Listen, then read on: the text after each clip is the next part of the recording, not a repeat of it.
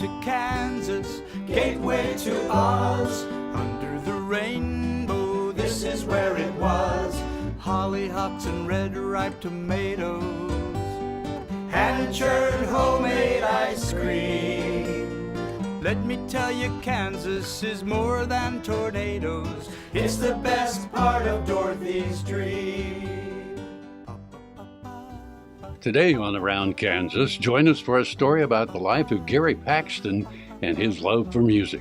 Then join us for a story about Bobcats and their presence across the state. Next, we'll have a poem from Ron Wilson, and we'll end with an in-depth story about our poet, Ron Wilson. Stay with us. Closed captioning brought to you by Ag Promo Source. Together we grow. Learn more at agpromosource.com. This segment brought to you by Kansas Regenerative Medicine Center. Your stem cells, your health, your life. Go ahead. Well, hello, I'm Frankie C., at least on Wren Internet Radio in Topeka, Kansas, USA. Today we're doing our little chat from the studio of Wren Internet Radio. This is Around Kansas, of course, the program that tells you why Kansas is a great place to live, work, play, and come visit. So we'll talk a little bit about Wren Radio today. It actually originally went on the air in Lawrence, Kansas in 1926, hence the call letters LAWRENCE. It was put on the air by the Bowersock Mills in Lawrence to specifically advertise their Jenny Wren flour brand of flour and other products. The station had a Tonganoxie transmitting studio in 1932, and when that transmitter building and studio was built, that wren bird, the big stone wren bird that sits now at Huntoon and Topeka Boulevard in Topeka, came into being there. The station moved into Lawrence, into beautiful studios there where they had a lot of live broadcasts. There were two other stone wren birds that graced the entrance to that. Where they are now is a mystery. But anyway, the station moved to Topeka in 1952, and the transmitter moved to Grantville, Kansas at that time. The station was bought by former Governor Alf Landon, and he owned that station until the 1980s when Phil Kassebaum, his son-in-law, bought the station from Alf. The station unfortunately went off the air in 1988. But in its many years on the air, it was a well-respected radio station. Les Glenn, my partner, and I put Wren back on the air, but instead of being an AM or an FM station, we decided let's do it on the internet. So we are a streaming radio station, full-time radio station, playing the oldies from the 50s, 60s, and 70s, 24/7, 365. You can locate us at wrendigitalmedia.com, or you can download our app from the Play Store or App Store so that you can have it on your mobile device. Anyway, it's kind of a fun trip for an old guy that's retired, essentially, to come back into something that I spent 20 years of my life in originally. So tune us in, wrendigitalmedia.com. Now, what about Around Kansas? Well, today we have some really great stories for you. So Deb, of course, is in western Kansas, and she's got some stories. And, of course, we've got a poem from Ron Wilson, and we'll be back after you see this.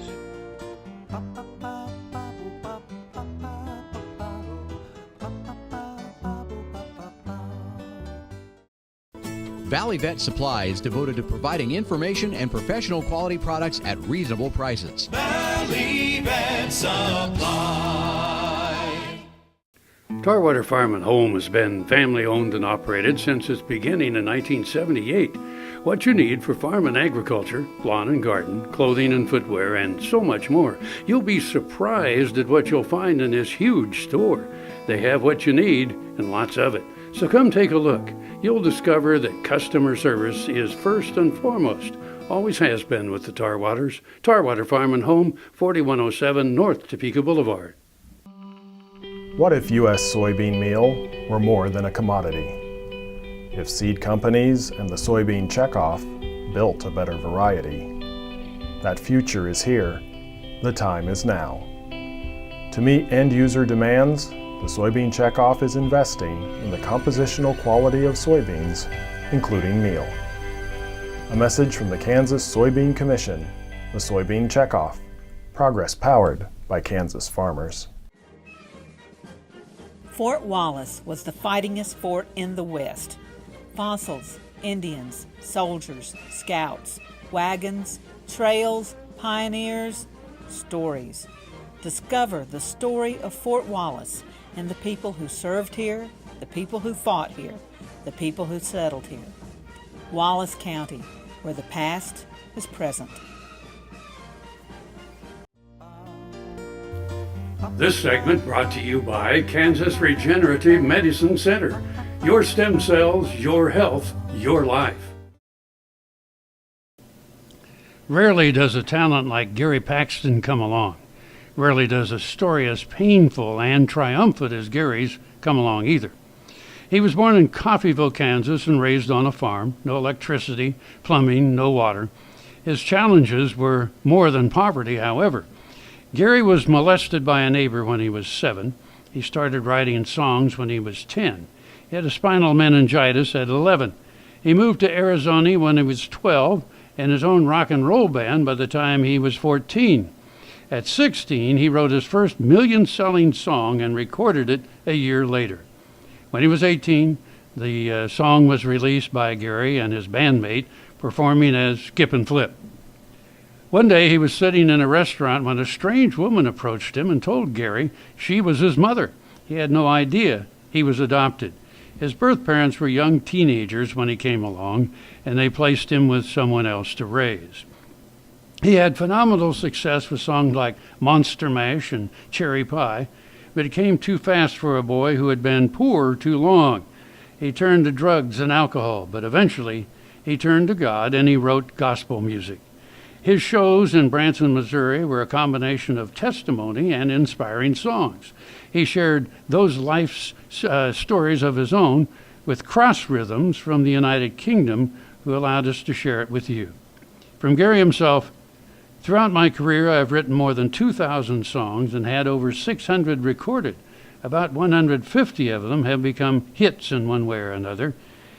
He Was There All the Time has been recorded over 100 times in 5 languages.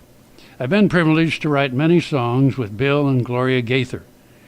If I am asked what is my favorite song of all time, I will answer, I'd rather have Jesus. I'm not a performer, I'm a writer, says Gary. Gary passed away in the summer of 2016. What an amazing legacy he leaves behind.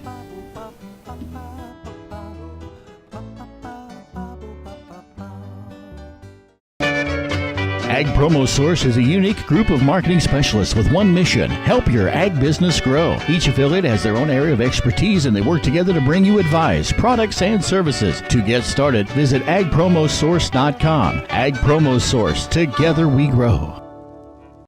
Earlier in my life, I rode bucking horses and rodeos, and my shoulders took such a beating, and that was probably the reason for having several previous surgeries on both shoulders. About a year ago, I decided that I didn't want to have another surgery. And so I contacted Kansas Regenerative Medicine, took their treatment process. It was relatively pain-free. Now, after 8 months, my shoulders have healed to the point where I think I'm probably 90 to 95% of normal. It takes a couple of months to start to see results and feel real progress. That continued to increase gradually until now at approximately 8 months. And I'm extremely pleased. I've got full range of motion. I can lift weights, I can throw, I can do a lot of things that I couldn't do without a lot of pain previously. So I'm tickled to death with the results, and I'd recommend this process to anyone.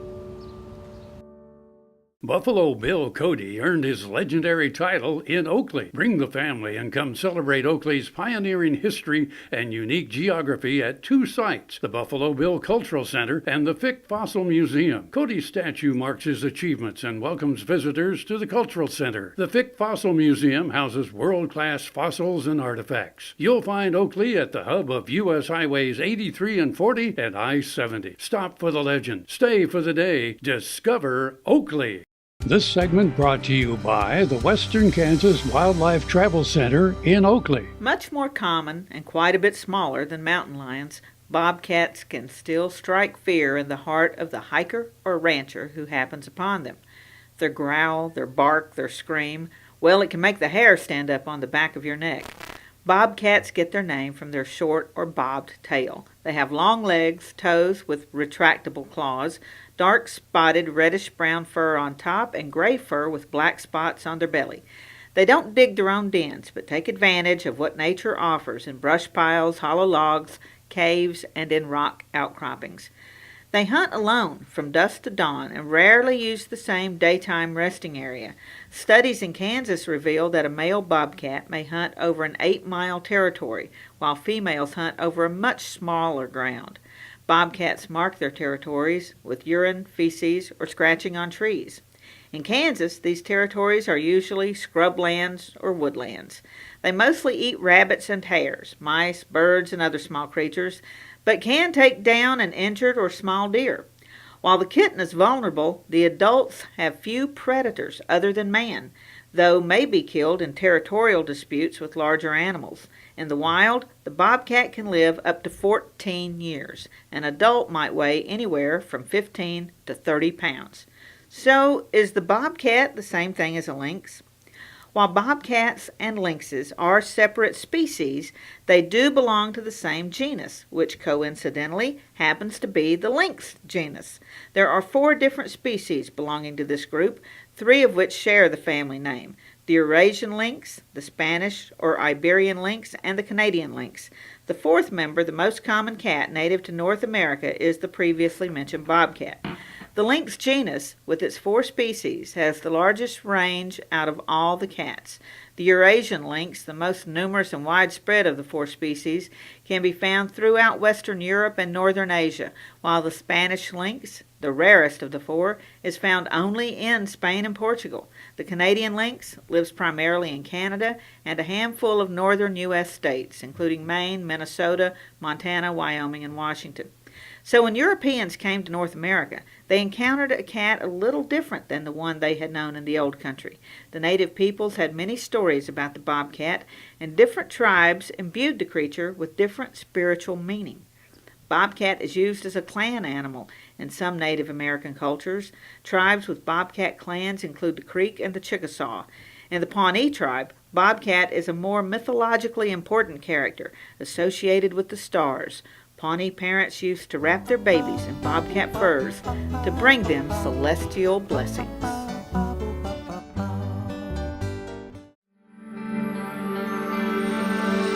Welcome to Western Kansas Wildlife Travel Center, right here in Oakley, Kansas on I-70 at exit 76. I-70, after all, is America's Main Street, and we're right here on Main Street for you. Now that I'm an Oakley resident, I still come in almost every day, and I sit and listen to the conversations of the people around me. You know, the guys who are talking about the big elk they just bagged, or the folks who are taking their kid to college for the first time. People just traveling up and down the highway. Real people, just like you and me. And they find just what I find here, real people to serve them. There's history, there's scenery. We hope you'll stop and see us soon. Welcome to Oakley. Hi, I'm Randy. And I'm Paul from PFI. We would like to personally invite you to stop by PFI, home of Boot Daddies. PFI is America's Western store, covering over 50,000 square feet. Over 25,000 boots. Visit Saddle City with the largest selection of saddles and tack anywhere. A huge selection of hats at Big Spur Hat Company in PFI Town. And choose from the best brands of clothing and accessories for the entire family. PFI, located on Highway 65 at the Battlefield exit in Springfield. And I'm not kidding. Welcome to the Jerry Thomas Gallery and Collection, where we showcase my renowned frontier military and Native American artifacts. Behind me you see a touch of fall. We put together not only the beauty of Micah Highwalking, who is the first graduate of West Point of the Northern Cheyenne people and a dear friend, but also a Hudson's Bay blanket that I have here in the gallery. The unique opportunity that I was able to have was we unveiled this painting and surprised Micah at Custer Battlefield, a true honor. My name is Bill Meredith, and I farm about 7,000 acres. We raise about 150 head of longhorn cattle. It was real frustrating for me to not be able to have my hands on it. When I'd come down in the morning, almost cry because my back was hurting so bad and my memory was so bad, and had been to Mayo's clinic feeling like it was nothing was happening as fast as I'd like to see it happen. My land guy come and pulled up beside me and he asked me how I was doing. I told him I wasn't doing worth a darn. He was telling me about this treatment they were doing down there in Manhattan. Anyway, we come up here and got this treatment, put some in my shoulders because I couldn't bend my head like this.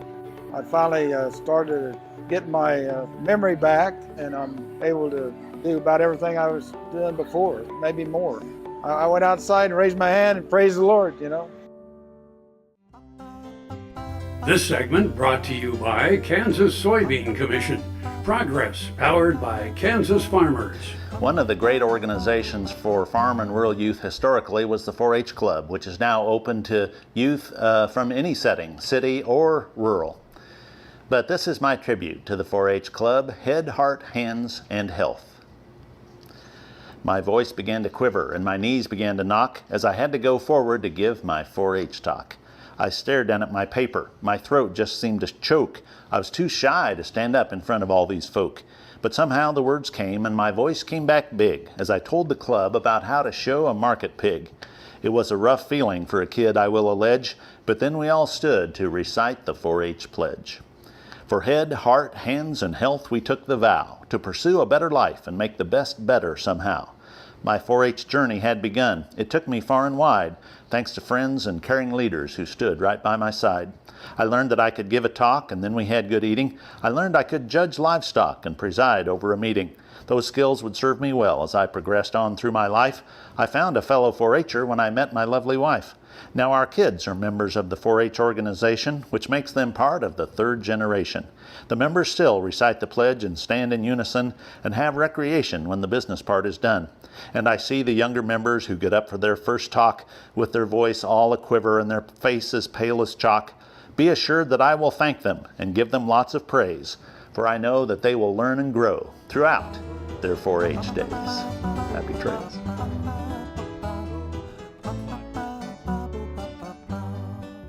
Welcome to our Bar B, 8,000 plus square feet Western store with something for everyone in the family. We have boots, belts, hats, jeans, anything you could want to outfit you and your horse. Come visit our line of saddles. We have 400 plus new and used saddles in stock. We offer tack, grooming supplies, head stalls, breast collars, you name it, we've got it for you and your horse. That's our Bar B, 1 mile east of Highway 4 on Northeast 39th. Our Bar B, where Western is a way of life. This is one of my favorite bits that I make. The name I give this bit is the Derby bit. I had a roan head horse that was running through the bridle with the chain bit, and I made this bit here. It really worked good on that horse. I sent this bit to Donnie McNeese, who breaks in cattle for Jeff Smith and Ike Cox. And I said, ride this bit on a lot of horses, see how you get along with it. They did. He said, Bull, that's really a good bit. Fits a lot of horses. Then I give this bit to my good friend, Brent Wright, who I make bits for. And I said, see how this bit will work on a reining horse. I call him up a couple months later. I said, Brent, how you getting along with that bit? And he said, good. He said, you don't need it right this minute, do you? And I said, no. He said, good, because I'm down here in Texas and I just won a big futurity riding that bit. And when Brent got home, he gave me the buckle that he won the futurity with. I'm really proud of that buckle that Brent Wright gave it to me, and also that he got along so good with my bit. SureCrop Fertilizers was started by my father, Don Sherman, and my mother, Shirley Sherman. Family business that started in the 80s. We predominantly focus on plant nutrients and what we can do to give growers better responses with the fertilizer dollars that they do, and what we can do to make those things work better for the grower. We're based out of Seneca, Kansas. We work with growers in their soil analysis to figure out what they need, and then we can put those in a blend that gives them the best results, and so that we can deliver that direct to their farm so that they have those nutrients where they need them, when they need them, and so that they can apply them in a manner that's very efficient to them and works well in their planting systems and what they're doing. SureCrop Fertilizers has been around for a long time. We always say we're big enough to take care of everything you need, but yet we're small enough to do it quickly. You can get a hold of us at 1-800-635-4743. Our website is surecropfertilizers.com, and you can always email me at Corey@surecropfertilizers.com, and with any questions you have, we're glad to answer it and work with you. Been brought to you by Kansas Farm Bureau, the voice of agriculture. To join today or more information, go to kfb.org or find us on Facebook and Twitter. Whenever I'm out and about around Kansas, I have folks ask me about Frank, of course. They're always interested about Frankie C. and what he's up to. And they also ask me quite often about Ron Wilson. And of course, I don't get to spend a lot of time with Ron. We show up at the same event sometimes and get to visit, but mostly we show up on your TV screen every week. So I think it's time to take a look at our friend, the poet laureate, Ron Wilson. One of our most popular segments on Around Kansas is brought to you each week by Ron Wilson, director of the Huck Boyd National Institute for Rural Development at K-State. He is also our very own poet laureate. Ron Wilson grew up on the Lazy T Ranch near Manhattan. He was active in 4-H and FFA and was Kansas FFA president and national vice president of the FFA. He graduated from K-State with a degree in agriculture education and then earned a master's degree in mass communications. After graduation, Ron became a legislative assistant to Senator Nancy Kassebaum in Washington, D.C. He next served as a staff member for the U.S. Senate Committee on Agriculture, Nutrition, and Forestry, and then as vice president of the National Council of Farmer Cooperatives. In 1985, he returned to Kansas to become a vice president of the Farm Credit Bank of Wichita. Since 1990, he has served as director of the Huck Boyd Institute. Ron produces Kansas Profiles, a weekly newspaper column and radio broadcast produced by the Huck Boyd Institute and distributed statewide online. The program focuses on positive recognition to the state's rural leaders and sharing ideas which may help rural people help themselves. Ron has performed at the American Royal, the National Agricultural Hall of Fame, Old Cowtown in Wichita, the Prairie Rose Chuckwagon Supper, the Kansas Museum of History, the Peace Treaty Pageant in Medicine Lodge, the Prairie Days Festival at the Little House on the Prairie, the Red Rock Guest Ranch, Governor Sebelius's inaugural family festival, the Echoes of the Trail in Fort Scott, the Academy of Western Artists National Gathering in Fort Worth, Texas, the National Multicultural Western Heritage Museum, the National Cowboy Poetry Gathering in Elko, Nevada, and more. His column, Cowboy Up, appears regularly in the Grass and Grain newspaper, and his poetry is featured weekly by the Country Parson on WIBW Radio 94.5 FM. He has performed on national television on RFD TV. Ron is also a life member of the Kaw Valley Rodeo Association and a founding member of the Bibles and Boots chapter of Cowboys for Christ. In 2010, he was named ambassador for the National Multicultural Western Heritage Museum. Ron likes to say he's been a 4-H member, FFA officer, farm radio broadcaster, college lecturer, congressional staffer, association executive, rural development director, corporate vice president, small business co-founder, rodeo ticket taker, Sunday school teacher, diaper changer, bottle washer, tractor driver, post hole digger, thistle chopper, hay bale stacker, fence fixer, calf holder, manure scooper, and tail twister. Ron and his wife Chris have 4 children who are the 3rd generation of their family to live on their historic ranch. Well, there you go. We had some great stories today, but I'm going to have to go now because I do a show here on Ren Internet Radio, Frankie C's Midday Show. So tune it in. We'll see you then around Kansas. Closed captioning brought to you by Ag Promo Source. Together we grow. Learn more at agpromosource.com. Let me tell you, Kansas is more than tornadoes. We're the best part of Dorothy Street.